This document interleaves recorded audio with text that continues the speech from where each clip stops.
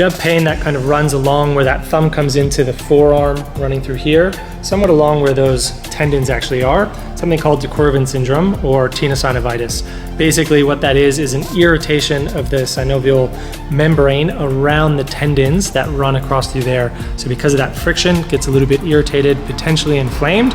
So anything sort of wrist movement like that or with the thumb tends to be quite irritable. So let's look at a couple exercises for managing the symptom.